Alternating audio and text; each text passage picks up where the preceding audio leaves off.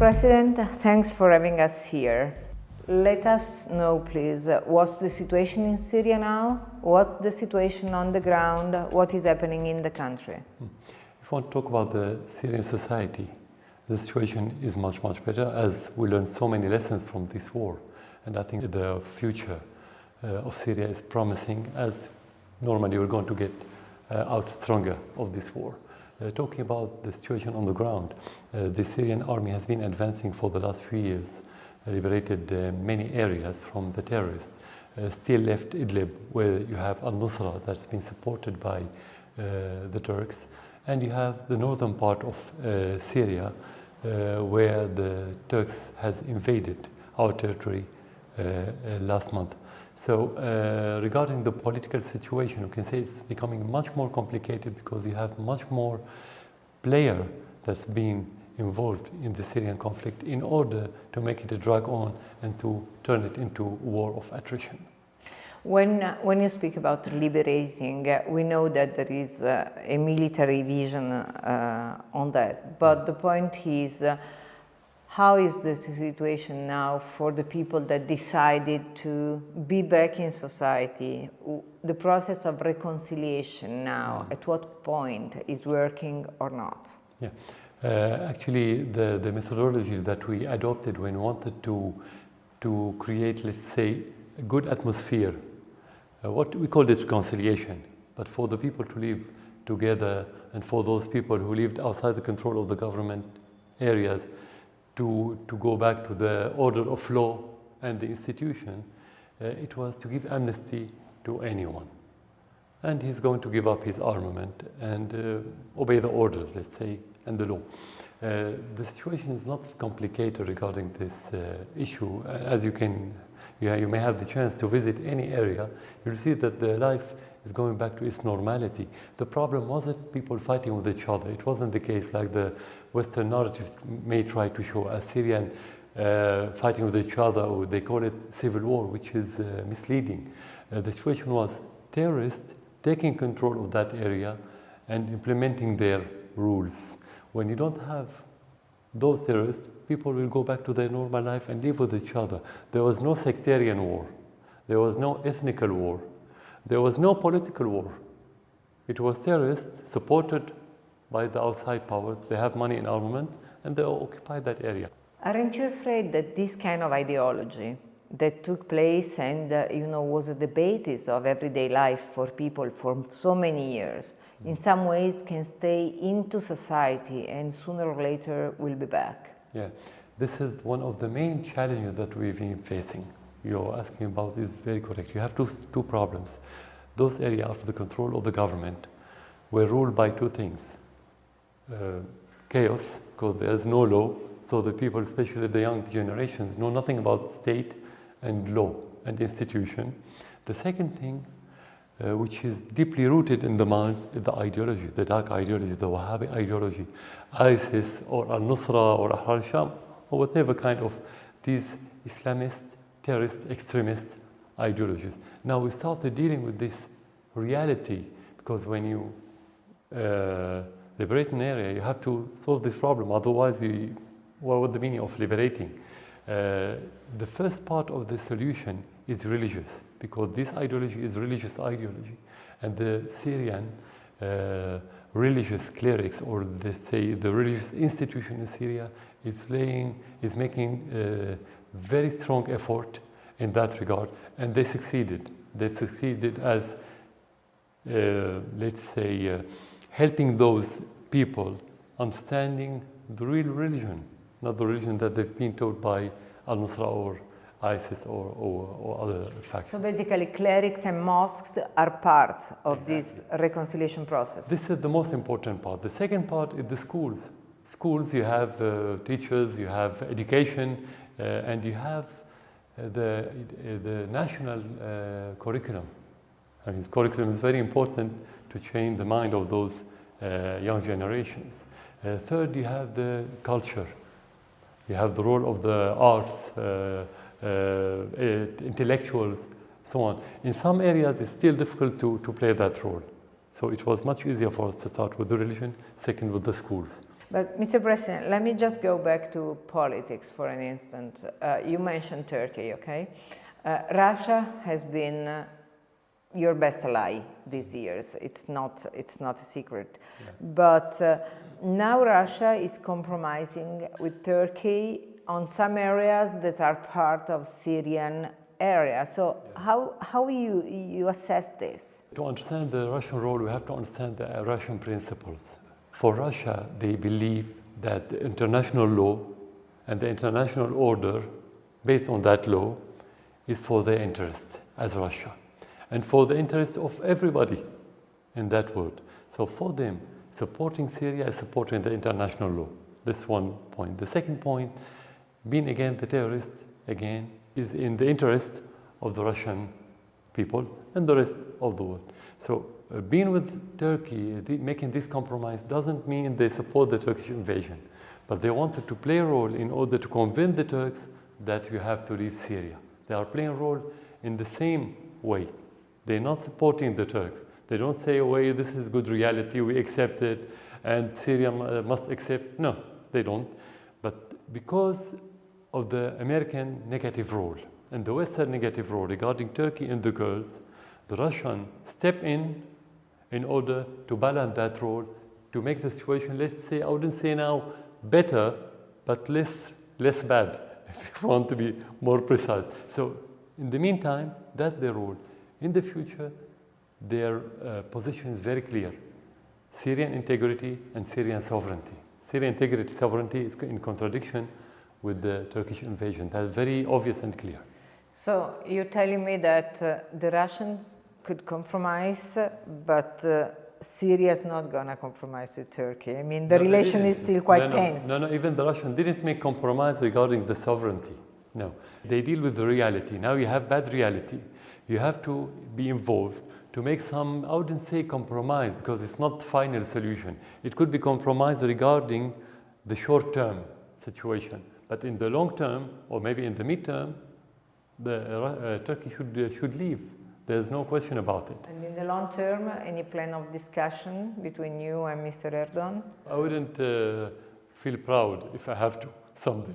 And I wouldn't feel, I would feel disgusted to deal with those kind of opportunistic Islamists, not Muslim, Islamist is another term, is political term. But again, I always say, my job is not to be happy with what I'm doing or not happy or whatever. It's not about my feeling. It's about the interest of Syria. So wherever our interests go, I will go.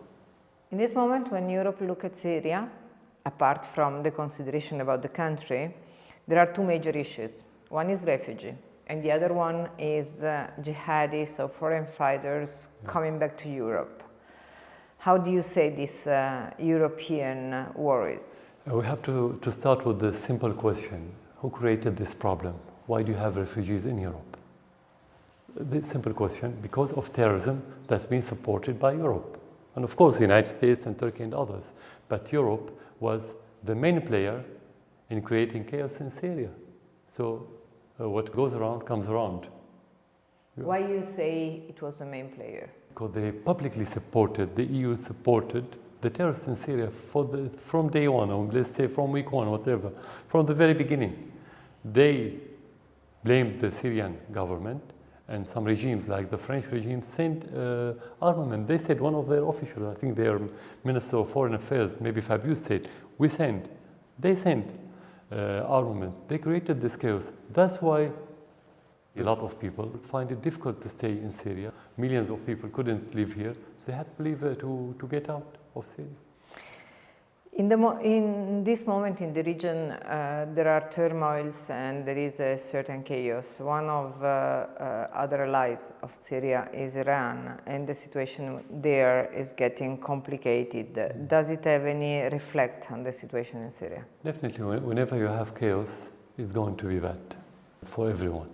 It's going to have side effects and repercussions, especially when there's external interference. If it's spontaneous, if you talk about demonstrations and people asking for reform or for a better situation economically or any other rights, that's positive. But when it's for vandalism and destroying and killing and interfering from the outside power, no, it's definitely nothing but negative, nothing but bad and danger on everyone in this region. Are you worried about what's happening in Lebanon, which is really the real neighbors? Yeah, in the same way. Of course, Lebanon would affect Syria more than any other country because they are our direct neighbors. But again, if it's spontaneous and it's about reform and about getting rid of sectarian system, political system, that would be good for Lebanon. Again, that depends on the awareness of the Lebanese people in order not to allow anyone from the outside to try to manipulate the spontaneous movement or demonstrations in Lebanon. Let's go back to what's happening in Syria. In June, Pope Francis wrote you a letter asking you to pay attention and to respect the population, especially in Idlib, where the situation is still very tense because there are fightings there, and when it comes even to the way prisoners are treated in jails. Did you answer to him, and what did you answer? The letter of the Pope was about his worry about the civilians in Syria. And I had the impression that maybe the picture in the Vatican is not complete. And that's expected, as the mainstream narrative in the West is about this bad government killing the good people. And as you see and as you hear in the same media, that every bullet of the Syrian army and every bomb only kills civilians and only hospitals. They don't kill terrorists, as they select those civilians, which is not correct. So I responded with a letter explaining to the Pope the reality of Syria, as we are the most to be concerned about, or the first to be concerned about the civilian lives, because you cannot liberate area while the people are against you. You cannot talk about liberation while the civilians are against you, or the society. The most crucial part in liberating any area militarily is to have the support of the public in that area or in the region in general. That's what was been playing for the last 9 years. So that's against our interests. But that kind of call, in some ways, made you also think again about the importance of protecting civilians and people of your country? No, this is something we think about every day. Not only as moral and principle and values, as interest. As I just mentioned, without this support, without public support, you cannot achieve anything. You cannot advance politically, militarily, economically, in every aspect. We couldn't withstand this war for 9 years without the public support. And you cannot have public support while you're killing civilians. This is equation. This is equation. This is self-evident equation. Nobody can refute it. So that's why I said, regardless of this letter, this is our concern. But again, the Vatican is a state. And we think that the role of any state, if you have worry about those civilians, to go to the main reason. The main reason is the Western role in supporting the terrorists is the sanction on the Syrian people that made the situation much worse. And this is another reason for the refugees that you have in Europe now. How you don't want refugees at the same time you create all the situation or the atmosphere that will tell them go outside Syria, somewhere else, and of course they'll go to Europe. So this state or any state should deal with the reasons. And we hope the Vatican can play that role within Europe and within the world to convince many states that you should stop meddling within the Syrian issue, stop breaching the international law. That's enough. We only need people to follow the international law. The civilian will be safe, the order will be back, everything will be fine, nothing else. Mr. President, you've been accused several times of using chemical weapons, and this has been the instrument of many decisions and the key points, the red lines for many decisions. 1 year ago, more than 1 year ago, there has been the Douma event. Yeah. That has been considered another red line. After that, there has been bombings, and it could have been even worse. but something stopped.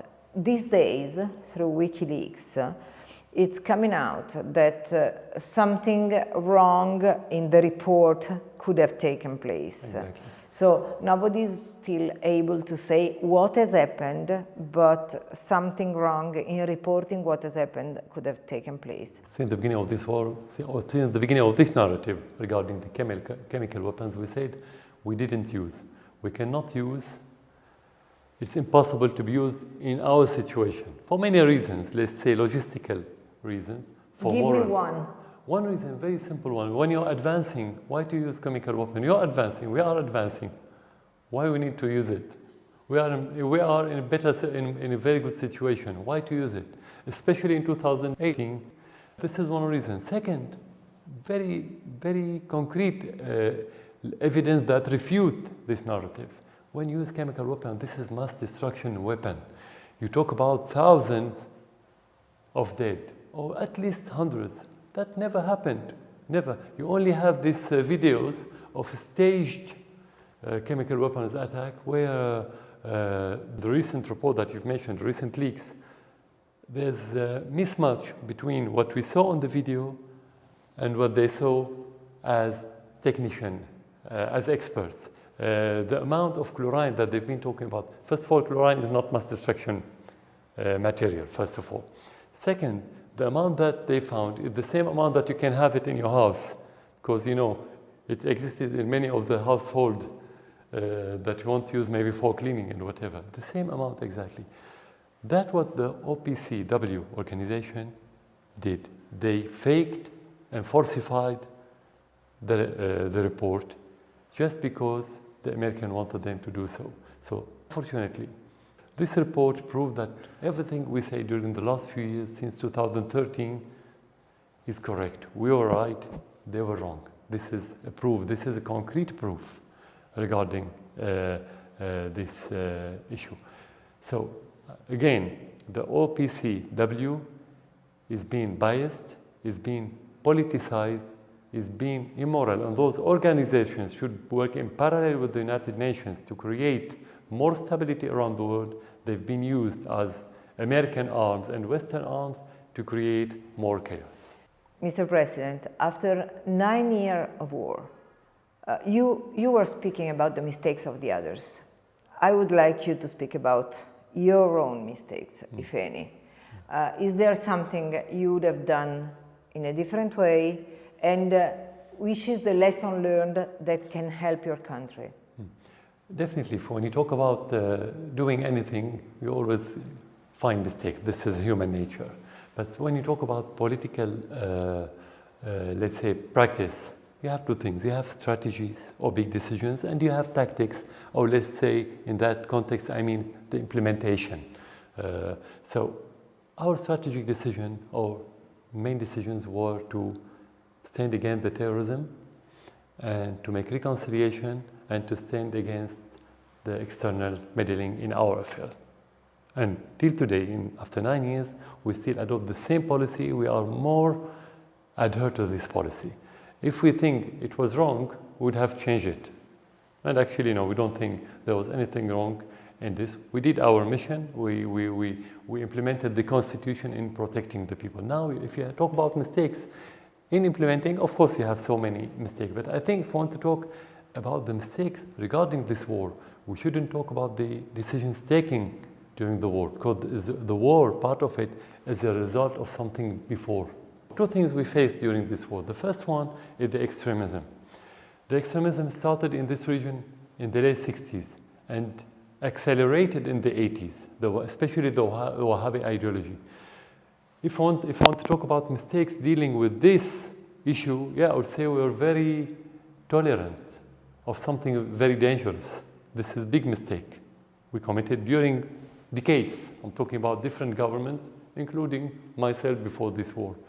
The second one, when you have people are ready to revolt against the order, to destroy public properties, to commit vandalism and so on, they come against their country. They are ready to go and work for foreign powers, foreign intelligence, ask for external military interference against their country. This is another question.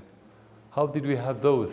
They asked me how. I'll tell you, before the war, we had more than 50,000 outlaws that weren't captured by the police, for example.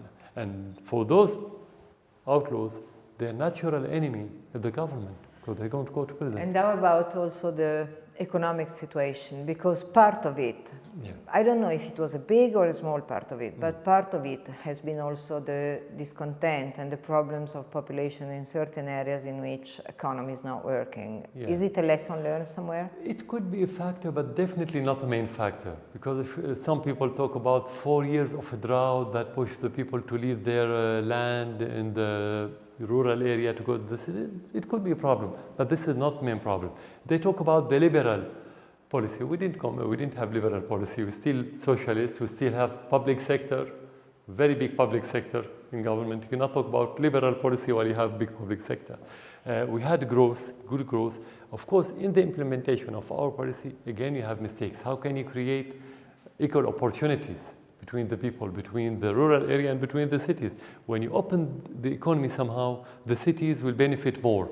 That will create more immigration from the rural area to the city. These are factors, could play some role, but this is not the issue, because in the rural areas where you have more poverty, the money of the Qatari play more actual role than in the cities. That's natural. You pay them for 1 week what they can do in half an hour. That's very good for them. We are almost there, but there are 2 more questions that I want to ask you. One is about reconstruction, and reconstruction is going to be very costly. How can you imagine to afford this reconstruction? Who could be your allies in reconstruction?